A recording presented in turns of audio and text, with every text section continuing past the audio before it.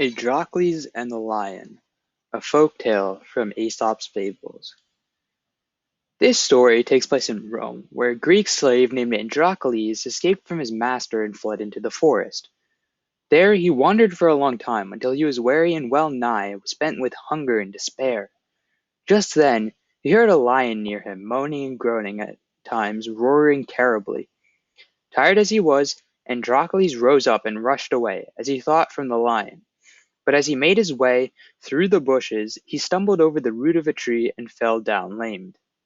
When he tried to get up, there he saw the lion coming towards him, limping on 3 feet and holding his forepaw in front of him.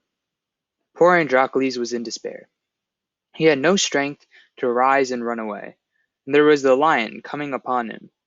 But when the great beast came up to him, instead of attacking him, it kept on moaning and groaning and looking at Androcles, who saw that the lion was holding out his right paw, which was covered with blood and much swollen. Looking more closely at it, Androcles saw a great big thorn pressed into the paw, which was the cause of all the lion's trouble. Plucking up the courage, he seized hold of the thorn and drew it out of the lion's paw, who roared with pain when the thorn came out, but soon after found such relief from it that he fawned upon Androcles and showed him, in every way that he knew, to whom he owed the relief. Instead of eating him up, he bought him a young deer that he had slain, and Androcles managed to make a meal from it. For some time the lion continued to bring the game he had killed to Androcles, who became quite fond of this huge beast. But one day a number of soldiers came marching through the forest and found Androcles. As he could not explain what he was doing, they took him prisoner and brought him back to the town from which he had fled. Here his master soon found him and brought him before the authorities. Soon Androcles was condemned to death for fleeing from his master. Now it used to be the custom to throw murderers and other criminals to the lions in a huge circus, so that while the criminals were being punished, the public could enjoy the spectacle of combat between them and the wild beasts. So Androcles was condemned to be thrown to the lions, and on the appointed day he was led forth into the arena, and left there only with a spear to protect him from the lion.